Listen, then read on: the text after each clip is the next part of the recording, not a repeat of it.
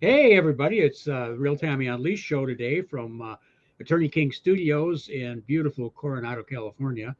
And today I've got an amazing woman, a definite Southern belle, you'll tell from the accent, a Texas girl, Jackie Hovorka. One thing you know about me, I always mess names up, but it's Hovorka. Hovorka. She is a screenwriter, award-winning screenwriter, award-winning best-selling author, singer-songwriter, independent film producer with JJ Ranch Productions out of Texas with their husband, Marine Corps veteran Johnny. And say hello to everybody here today, Jackie. Hello, And everybody. I'm so excited to be on the show. I appreciate Tommy for having me on, and we'll have a good time. I would love to tell y'all all about what we got going on down here in Texas. yes, yes, please do. Why don't you give us a little background into what you do, what got you started, your passions, and then we'll slide into your really big project right now, which is hopefully going to be made into a feature film, The 12th Letter, which is an amazing story. So go right ahead, Jackie, and let's hear all about it. Well, it goes back. I go back a long way with creative writing and songwriting. I first started playing the piano at about 5 years old when my grandmother put me on there, and she taught me. So I started writing songs 8, 9 years old. Had a few produced. Junior high is when I started the poetry, more just the literary work, poetry, writing books, things like that. Junior high, high school, went back to singing, performing, songwriting. It wasn't until my kids were a little older and after college, uh, I went and got myself a couple of degrees. And then I decided, okay, I want to get back into what I love to do, even though my degrees were in business and leadership, things like that.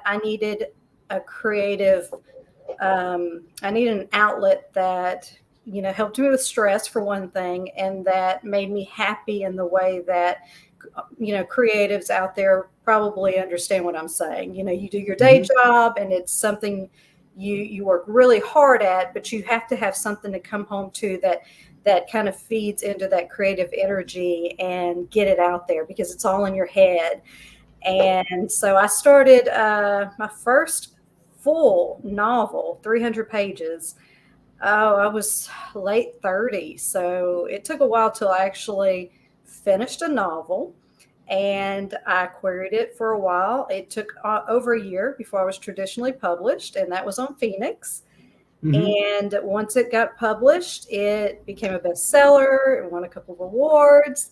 So I kept going with that. And my publisher extended my contract to where I wrote two more Phoenix novels in the Phoenix trilogy, and those did well as well. After Very good. that, started working with my literary agent, and we did Orion Rising. It's kind of a cross between science fiction and drama, young adult, with a lot of history, and it crosses a lot of cultural backgrounds as well. That's the type of stuff I like to write.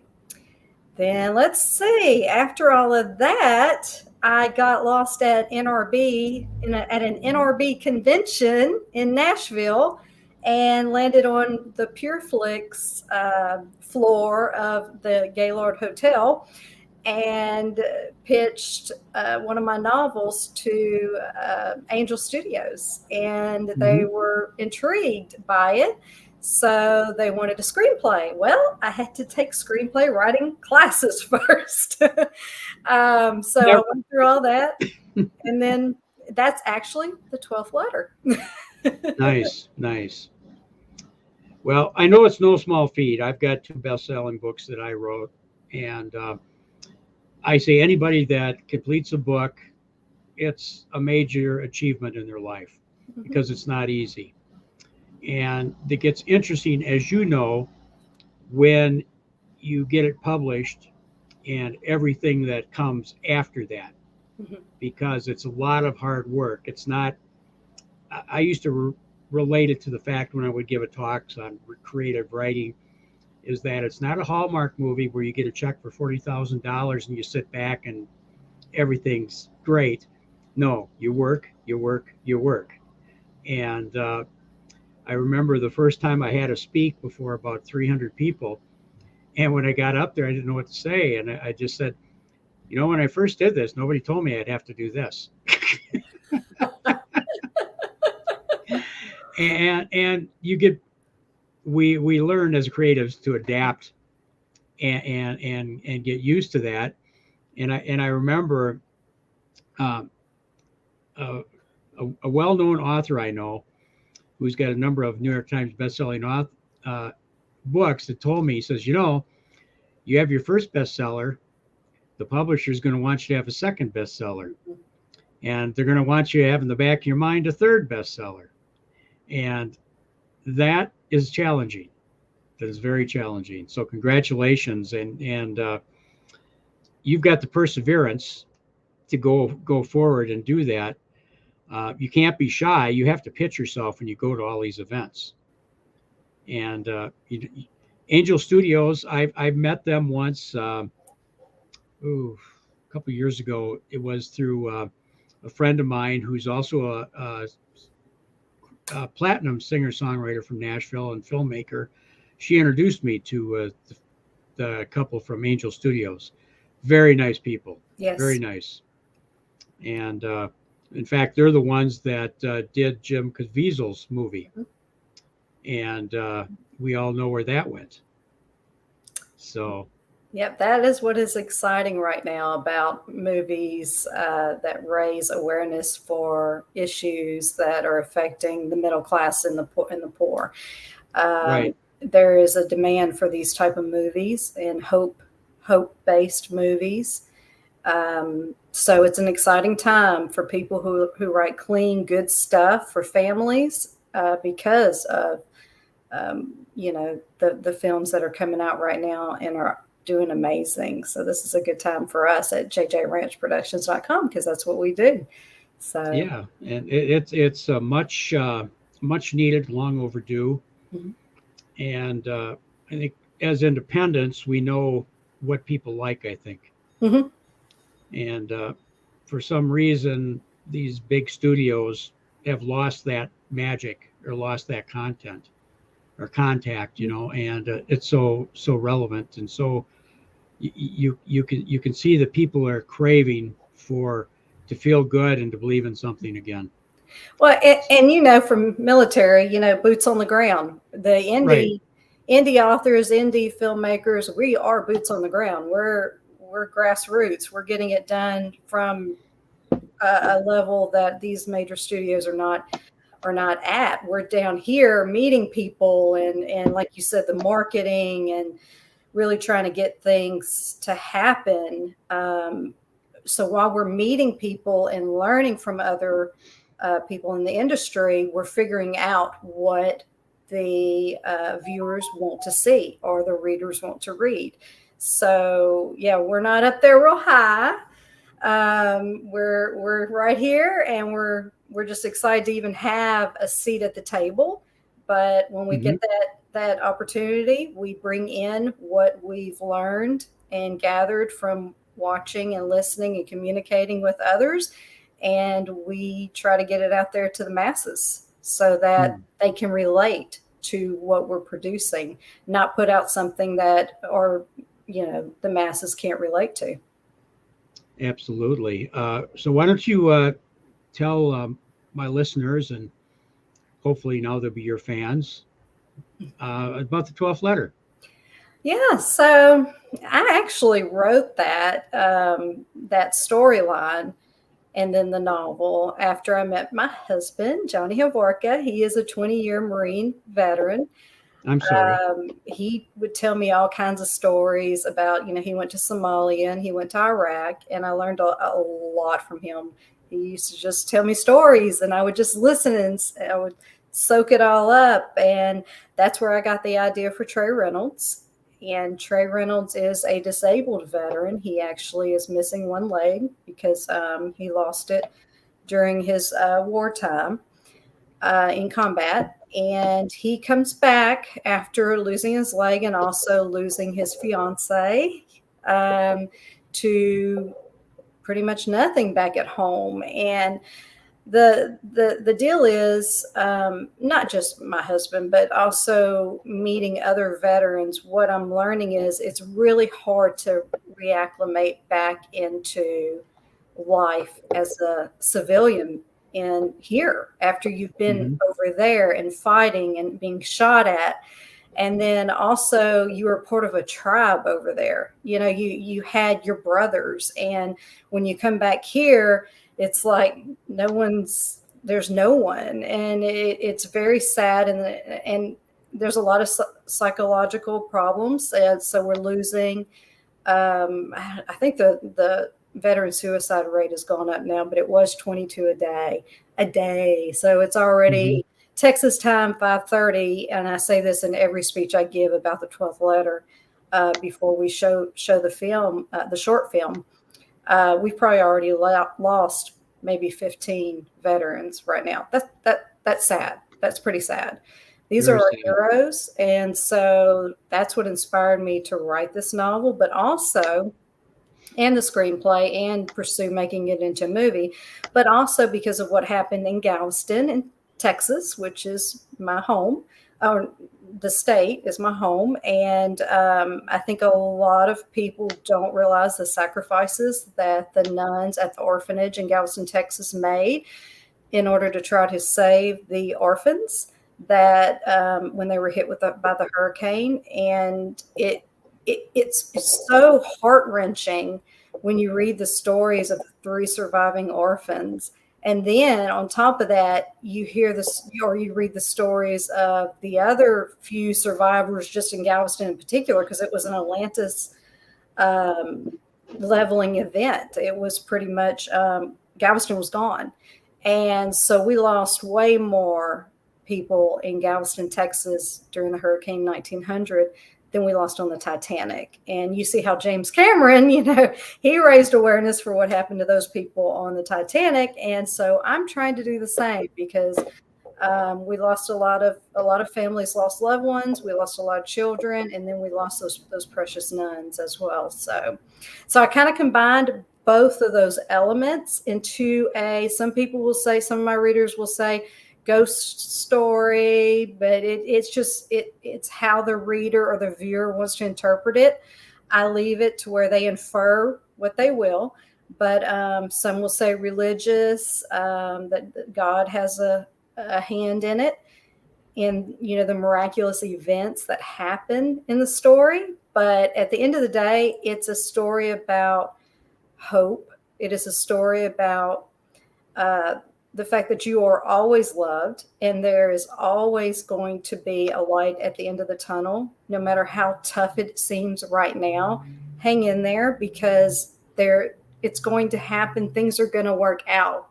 You just gotta have faith that it's all going to be okay. So that's Right, really right. what it's about. With a lot of twists and turns and a lot of crying and science fiction, maybe. I don't. However, the reader or the viewer wants to interpret it. Well, I took it not so much as a ghost story. I guess I took it as more of a spiritual, supernatural Mhm. story. And with a little bit of, I don't want to say love story, but I want to say kind of a mutual admiration Mhm. that developed between the two main protagonists, Mhm. which was very unique.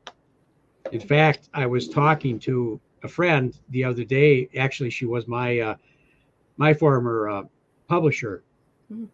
and I said, "Oh, I'm sorry, Jackie's already taken." But but I was telling her about it a little bit, and she goes, "Wait, don't tell me." She says, "I can already feel where this is going," and I says, "Then you're probably right." And I said, "It's a Oh. great story. It's a great story, and who isn't fascinated by a little bit of romance, a little bit of supernatural, time travel, military, disaster. I mean, you've got everything in there, It and hits all. it blends together. Yeah, it's a great couples movie. You know, it's also great for men because there are some combat scenes. It's great for young adults because it's still clean, and it is rich in history. So, yeah, I mean, there are things that people don't realize. Like, just throwing one fact out there: the Galveston port was almost as big as the port at Ellis Island. So until that hurricane, and we were getting a lot of immigrants through Galveston, pretty much similar to what we were getting up north. And once the hurricane hit, of course, well, actually, it was the 1923 hurricane. Galveston's been hit many times, but after the 1900 and then the 1923 hurricane, they moved the port into Houston, which you have to go through a ship channel now, which is a problem. So that's when New York, that port up there, started doing, growing even bigger, and we started growing smaller. But yeah, it's an important area, rich in history. People say ghost stories because there are a lot of different stories. You got Jean Lafitte, stories about him. And there's so much that people talk about. Oh, Bonnie and Clyde, that they robbed that bank and hid their things and their money under that bank. There's so much that went on in Galveston that people don't realize. It's a really neat place. When you were first talking to me about this, it went to me. My first thought was the Galveston ship disaster. Mm-hmm. And when you were talking about the disaster, that's what I was thinking about. I didn't really know about this particular hurricane incident until I did research into what you were doing. Because I know Galveston's been hit several times by bad hurricanes, but being a former firefighter, I tied into the Galveston ship disaster because it essentially wiped out the city and killed all the fire department, everyone on the fire department. That's another bad one.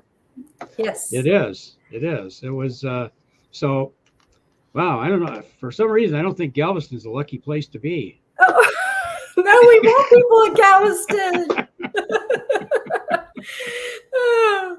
We want everybody to come down, support local businesses in Texas. But yeah, we have our share of hurricanes. That's the only thing.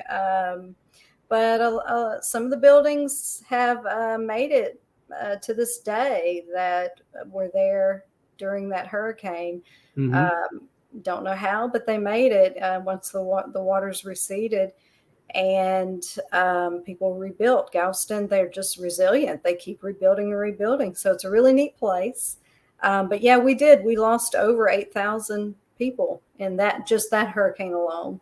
So it's sad, and we would like the world to know about it because, like I said, at the time, Galveston was booming. It was supposed to be just as great as New York. And the investors pulled out after a couple of hurricanes. So it's really sad. But well, I think Galveston kind of came back, especially with the shipping industry, didn't it?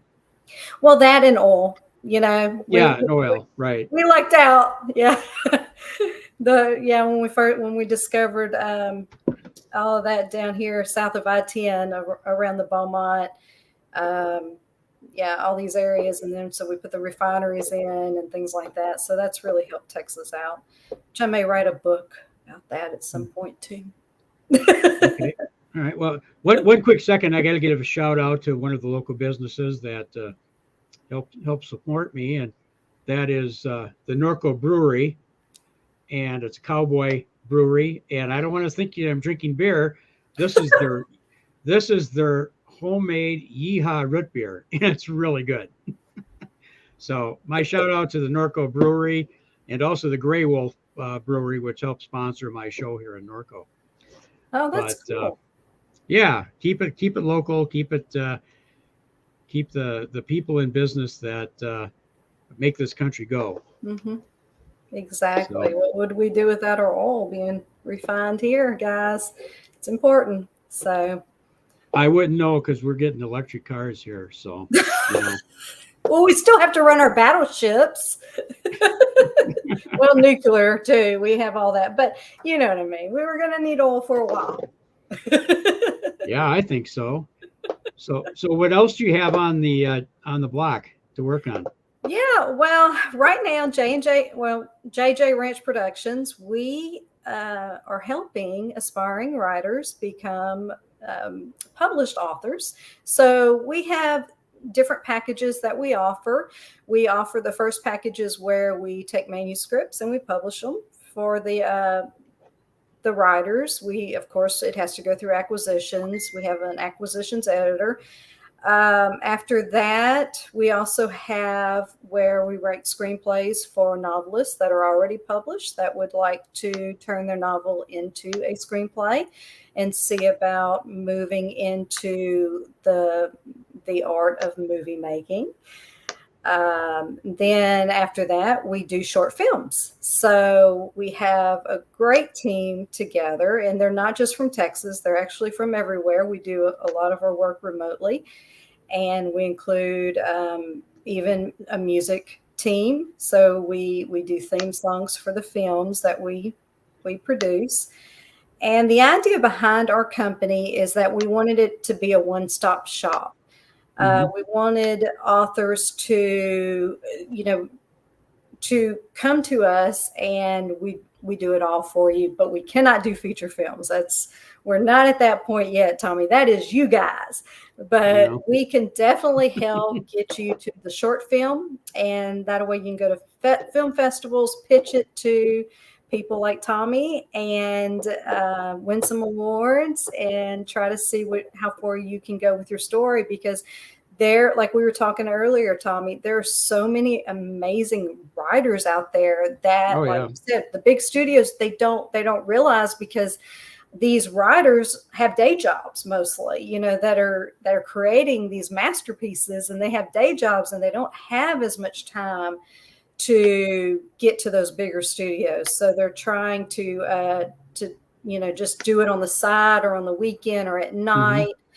And we want to be that gateway. We want to be that step in between to help get them from point A to point B. We can't guarantee anything, but we work really hard at JJ Ranch Productions. So. Well, what I had learned, and I'm glad that you said that you're doing this one-stop thing, is because when I first got into writing, you had to discover everything for yourself. And it was difficult. And there's a lot of fly-by-night people out there. And I was fortunate enough to get associated with some good people, and I had a good publicist, and it got easier as I went along. But when you're first starting and you want to write a book, you don't know where to go. In fact, you don't even know how to start a book. And what I do when I talk to people, in fact, I'm giving a talk on Saturday. It's a military themed talk about writing military stories and then making them into screenplays.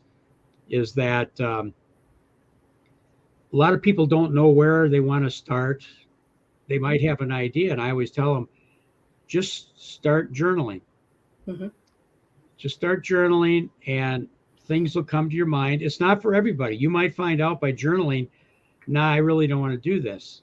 But take that step forward. You might be surprised what happens. And then the next thing is I don't know how many people I have talked to, and they're all good people. Let's just say I've got this great story and I want to make it into a movie. And that's when, you really have to say, you have to understand something. When you're converting your story into a screenplay, we have to change it. We keep the essence of the story, but we may have to change characters. We may have to, especially if you have a conflict with a character's name, or you might have to combine a couple of characters. And I'm sure you run into that too. Everybody does. Yep. And tell them it's not for the faint of heart. It doesn't happen overnight, because you have rights, you have rewrites, you have rewrites, and you've worked with my producing partner Shar, Mhm. on your screenplay, and got a She's the long. best. She's the best. I love her. I had to post. I had to post a picture with her and Mark Wahlberg that I came across the other day when we were. Oh, Johnny's got a picture with Mark Wahlberg too. Does he? What? It was at a military base. Or something. Yeah. Oh yeah. Well, he was a celebrity bodyguard at one point. He's met so many celebrities. He's got all Oh kinds of cool wow. pictures too. But yeah, we really like Mark Wahlberg. If only we could get him in the 12th letter. Yeah, absolutely. You never know. Never say never. No, never say never. No, no. We'll see. But do you do feature scripts or do you do Mhm. like short scripts mainly? So what I do for the clients is I take their novels and I do turn it into a feature film screenplay. But then I go back for their, if they do enter into the short film package, I go back and I cut it into the short film where we still have that, where the audience wants more, where we're still within that time period that meets the film festival requirements and for Right. pitching to studios. So I do both for our clients, and then I write the theme song for their short film, which also helps in film festivals because if it has an original theme song, that helps as well. I don't Oh, definitely. sing the theme songs. I cannot sing anymore. My Corinne is our singer, so right now she handles the vocals. Her and Kaylee Keller. We have Kaylee, another amazing singer. So we have a great team. But yeah, I do the full feature, and that way, if a studio wants it, then they can see the whole entire screenplay for the 2 hour movie. But you pointed out something that I do when I have client meetings, that I do tell the clients. It's really hard for a novelist to see a lot of things cut out of their novel. Hmm. And so when I go into those meetings, that's one of the first things I begin with is, hey, get ready. I know this is your bait, but it's going to mean I'm going to be cutting some subplots. I'm going to be cutting a little bit of some characters or character arcs. I may have to emphasize other character arcs that are more important for a viewing audience than a reading audience. Hmm. Yeah, so that is one of the biggest discussions I have when I talk to novelists, because let me tell you, they spend over a year sometimes. And Tommy, we spent over a year writing those Oh, novels easily. And then someone's going to go in and cut it all up. But movie well, viewers have what I call ADD, attention deficit. They want it. And we only have a 2 hour amount of time at the max, hopefully.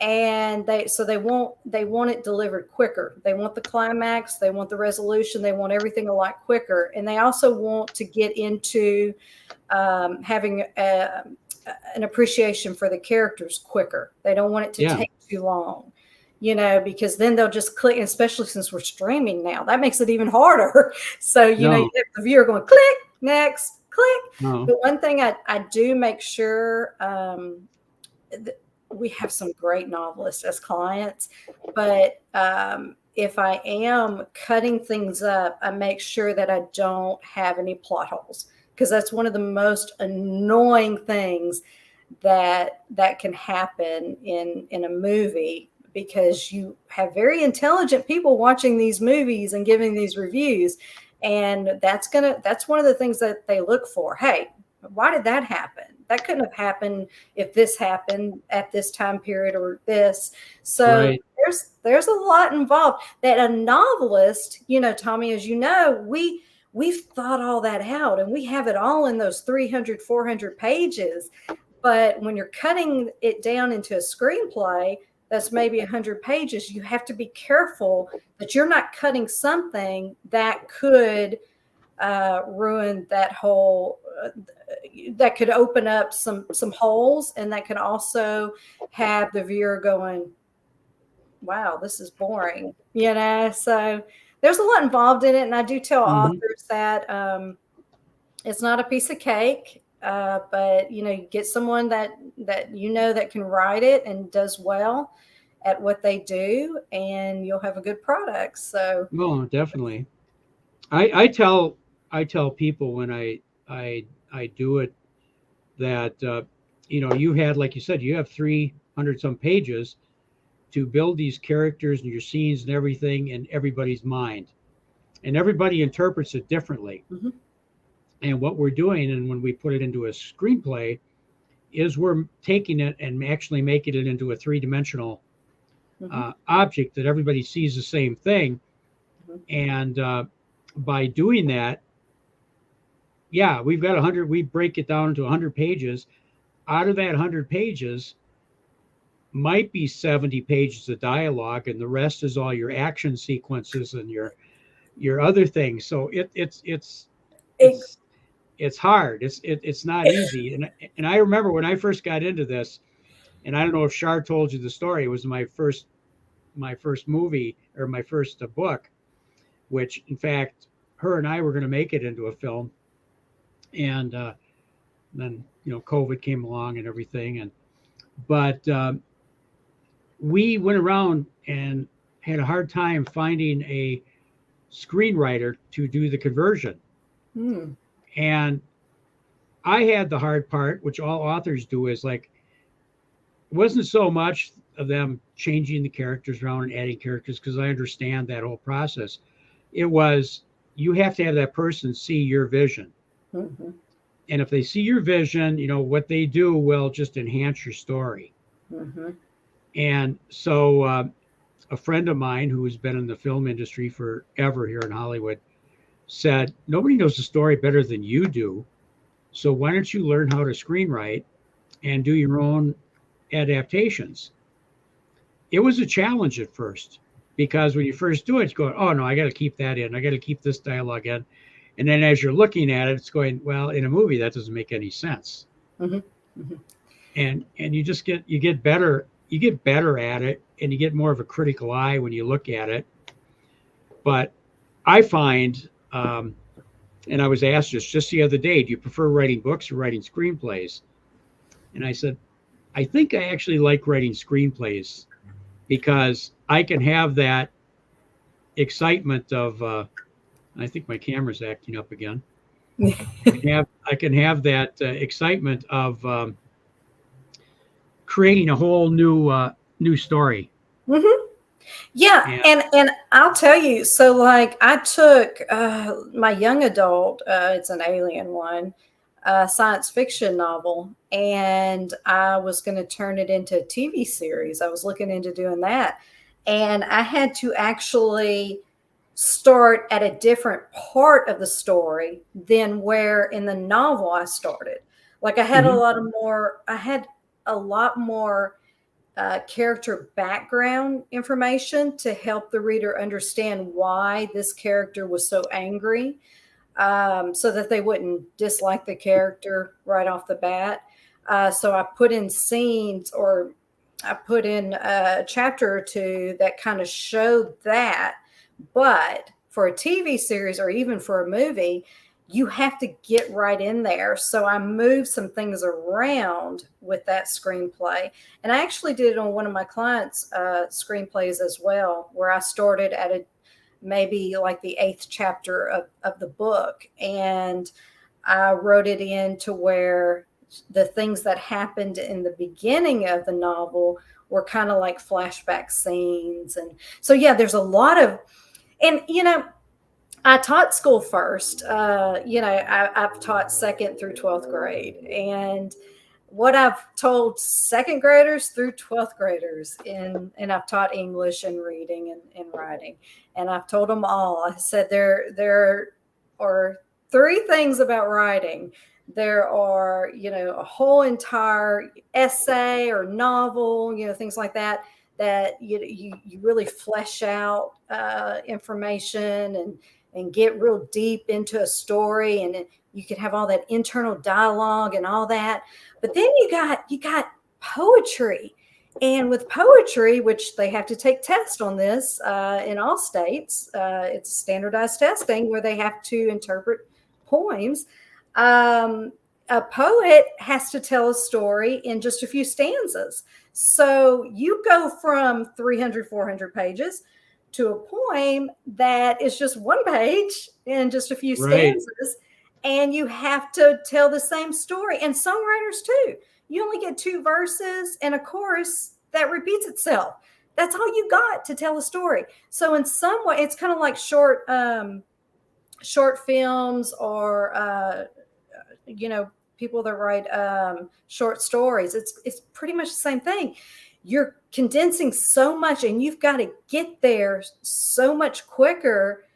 And in some ways, I would tell my students, and I'll tell some of my clients, some ways that's harder, guys, Mm-hmm. because, and I know the novel takes a lot longer, and you don't want to lose the reader's interest. And you got to describe everything, the scenes and how it plays out, and go into all that. But the shorter it is, in some ways, that's so much harder, because you've got to do it with very few words, to where the audience knows, oh, that's what this is about. So I don't know. It's just that's the interesting thing about writing. But I love writing. I love writing all of it. But there are positives and negatives to both. It just depends on what someone is into, Yeah. what comes naturally for them, what they can hear for a song or see, and how they view their characters, and how in depth they want to go, and they determine that. And like you said, journaling, that's kind of where you start to figure it out. If you journal a few pages and you want to go a lot further with it and really develop background stories on all your characters, then you're a novelist first. That's Mm-hmm. what you like to do. But if you just write a few pages and you're like, and this, it all comes together. I know my audience is going to understand this. You may be a songwriter or a short story writer or a screenwriter. You just never know. But it's an exciting world in the creative arts. Mm-hmm. So I'm just happy to be here and doing it, and inspiring others to do it Right. as well. But Tommy, you did say something. They got to finish it. Yes. Whatever they decide to do, they've got to follow through and finish it. That's what we always tell. We have a little writers podcast, and we say the same thing. Just follow through and finish. You will never know till you finish. Finish something and just see where it leads. Well, I give tips to people for, I myself, I like to build my characters and their background story, because they become more real to you, and it's easier to put them into a situation, and and see where they go to. I've seen some scripts that people have written where there's no background story on the person. It's like, okay, well, what are their likes or their interests, or Mhm. because that's going to affect how they're going to relate to the other characters in the story. Mm-hmm. And that's just, I mean, that's the way I do it. It sounds like that's the way you do it too. Mm-hmm. And I build a timeline too. I do an outline, and a great friend of mine, Peter, director, screenwriter from Hollywood, said it's like building a suspension bridge. Mm-hmm. You build one end, you build the other end, then you connect the two together. Yep. So you want to know where you're coming from, where you're going, and then you build the story together. Mm-hmm. And I always look at that, and I kind of do that on the outline to see, okay, it's going to end here. I'm going to start here. Now I got to work on the hard part in between. Yeah. Yeah. And I know that feeling. and one interesting thing when you talk about television, and with television scripts, are a little bit different than film scripts, even short films. Whereas your average television show is a half an hour show, Mm-hmm. which means it's actually only 22 minutes of screen time. The rest is commercial. Mm-hmm. And and out of that 22 minutes, you have 11 minutes as the first half, 11 minutes as the second half, and each one of those you have to go through a 3x stanzas, Mm-hmm. and to complete the whole thing. And I think a TV is a lot harder than writing because and that's why they have writers' rooms, and they have maybe five people that work in there, because you have to. How else are you gonna do that? That's really, to me, magical. Yeah. And if somebody wants a TV series, then you also have to tell them, because the studios are going to say they want to make sure that you got like 6 episodes minimum Uh-huh. already written, so that if they do take it, they've got someplace to go with it. And they always want to know, what is your future outlook on this? Is this just going to be a limited series you want to do? Is this going to want to be extended? There's a lot of things that we have to put into consideration when we work on these, and that's what makes them so much fun. Agreed. And and just, I am an avid watcher of all TV series pretty much. And what I've found is that, yeah, you have to have that beginning and that end per episode, but it's still like you need to have something that keeps them coming back, the audience coming back and coming back and coming back. And it still has to tie into the main problem. You can't just solve the problem in 3 episodes and just introduce a whole new problem, because I mean, people want like that connection, but they still want closure at the end of each episode, but they want something that kind of, why it brings it all together, and they keep coming back for more. But I know Game of Thrones is not necessarily the best example to use, because I know there's like some bad stuff in there, but it is a novelist that wrote several books. So, he already had the stakes were high at the beginning, and you were introduced to that, and you knew that was coming. So even though he would go into the screenwriters that took his novels and turned it into series, they would go into other characters from the novels. It didn't bore you, because you knew, oh, wait, okay, they're introducing us to a new character. So how does that play out to those monsters that are up north? Like in your mind, you're like, this is going to come together at some point. And so as a viewer, it was brilliant how those writers did. They did a great job. But they also had novels to work off of. So that's why I always say, if you do have a novel, in fact, when we watch movies now, that if we see that it's based on a book, we know, we're like, yeah, it's gonna have, like you said, it's gonna have all the elements it needs, as long as the screenwriter did it justice. Exactly. Yep. and you do hear that from people, especially authors. Well, I don't want to be like the movies that I've seen based on a book, and nothing like the book. Oh yeah. And you have to explain that's not how it works. It's here we call it, we got to Hollywood it up. and that's kind of tongue in cheek, but you want to, once you explain to them that, when you write this book, you're creating an image in each individual's mind, and each individual sees it differently. And so there's no way you're going to put that into a film. And you want to make it interesting and exciting, and make it basically a new story, because I don't think for the most people, they want to go see a film where they know how it's going to end. Yeah. They want to see what the creative process is, and take it from there.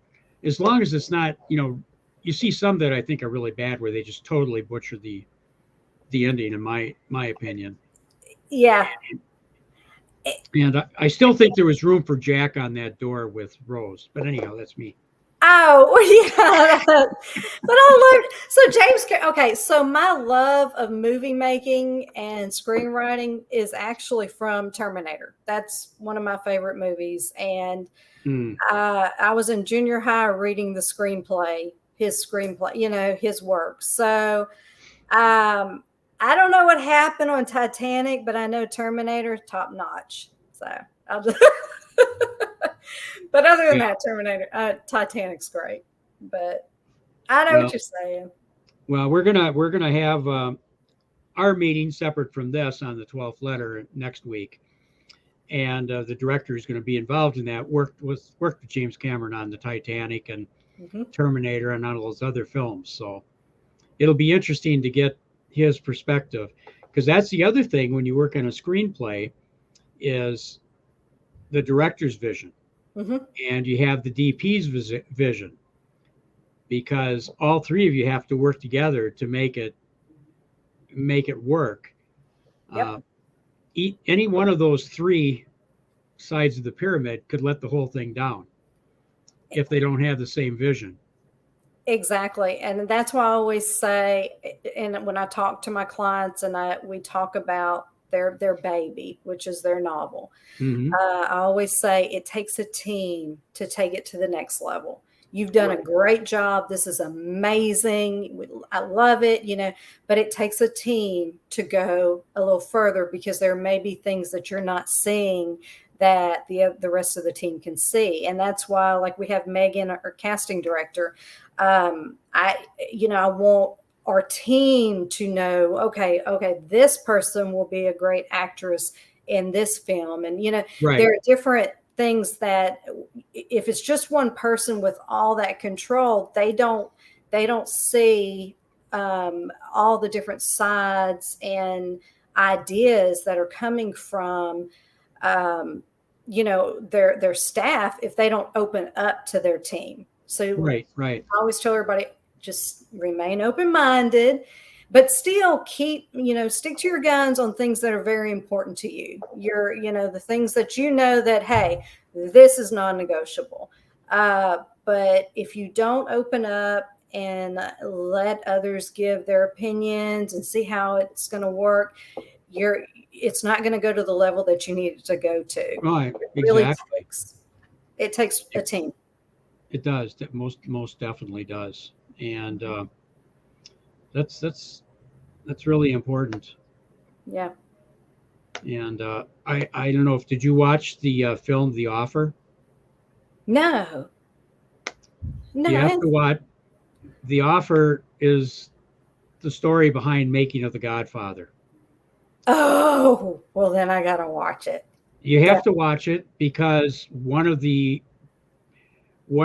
key points that they bring out in there is the author of The Godfather. They didn't want the author involved in the screenwriting process, because they go right in there and say the author's going to mess it up. He's not a screenwriter, whatever. Yeah. Well, obviously, he worked great with Francis Ford Coppola, Mm-hmm. and they created this iconic film through a collaboration between the writer and the screenwriter, and the friendship they developed. Mm-hmm. Part of it was filmed at our place in Hollywood at Post 43. Some of it was filmed there, but being there, I got to talk to actually some people that were involved in making of The Godfather, and they said the movie was very, very, very close to being accurate. They had liberties, of course, to make it interesting and all that we understand, but they said a lot of what went on pitching it, getting the financing through the studios, and the studios wanted to be involved in the creative process for the financing, and then realized that they can't because they don't know what they're doing. It was a great film, and Okay. watch that. It's a binge watcher. It's like 6 episodes, and it's captivated right from the very beginning. Oh, okay. Definitely. Especially if you're doing what we do, it's fantastic. Yeah, and of course Johnny loves The Godfather, his whole Italian background. I'm more science fiction, anything to do with aliens. So when you bring that up, I think of I Am Legend, based off of what so like it's based off the novel by Richard Matheson, one of my favorite, novels, but they did change it around in the one with Will Smith, the I Am Legend with Will Smith, which I preferred. I like that take better. But yeah, I think it made it gold. I think it made it amazing. I'm a huge fan of that movie.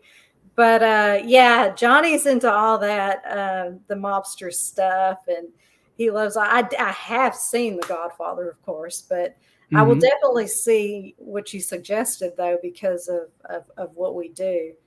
But it is novels and movies are similar, but they're so different, and that's the two key takeaways that people need to understand. You're getting a viewing audience and a hearing audience to see and hear things and feel things differently than you are a literary audience. And that, readers, they read books like it's chocolate, like the um, real like bloggers and readers, the ones that are reading books like every other day, they Mhm. just eat it up when it has all those elements that it needs to have.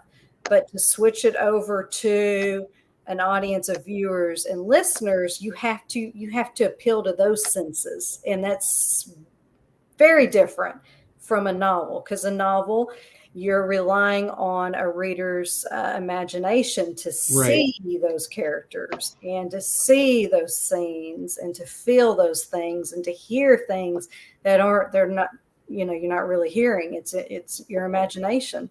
So I mean, it's cool both ways. But yeah, that's why I Absolutely. understand it whenever they do change up things. And it doesn't bother me. I know a lot of people will say, well, the book's better than the movie. You hear that all the time. The book's better I than the know. movie.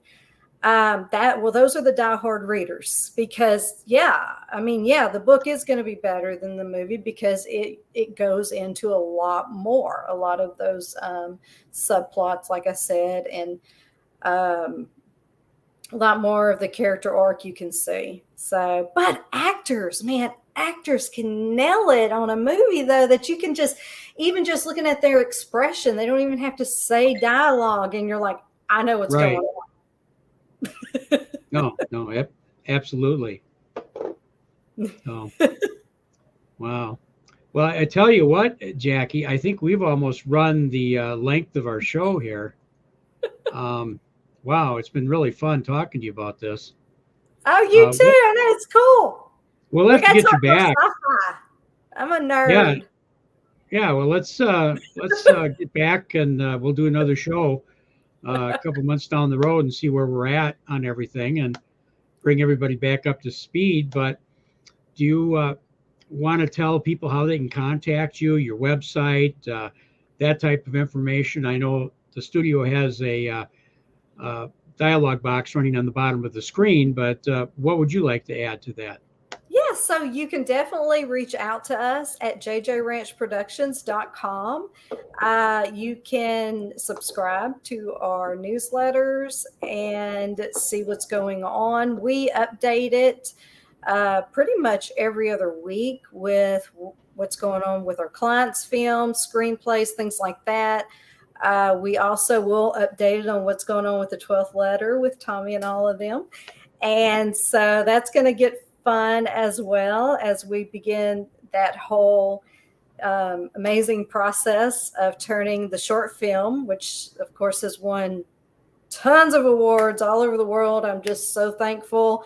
But I am incredibly thankful that Tommy and his team are taking it on, and we're going to make it into a full feature film. But also my books, I do give discounts here and there. It will be on that website as well. So giveaways, you don't want to miss giveaways. And No. also our clients' books, we'll be doing giveaways and things like that. And you can also watch our podcast, The Right Stuff. That was our marketing specialist, Amber. She came up with that idea for a podcast name. It's a play on words. And because we love New Kids on the Block. Well, we used to. That was a long time Yeah, ago. yeah. Yeah. So anyway, so definitely find me there. I'm on Facebook, Twitter, TikTok. I do TikTok. I don't know how I do TikTok. I'm over 40 years old, but I am pulling off those videos, let me tell you.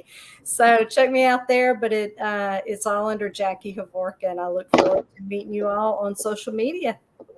It sounds great, Jackie. And if you haven't already picked up on this, yes, my production company, Proper Billions Productions, is working with Jackie and Johnny on turning this into a feature film.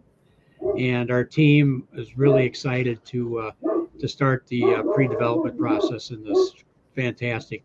What'll be a fantastic movie. Let's just face it. And thank you to Shar again. Shout out Shar for all your hard work for the table reads. We've been working hard. She's awesome. I love her. Yeah, she is. She's a sweetheart, and also, God, I had some crayons around here for Johnny, but I can't find them. I know you didn't.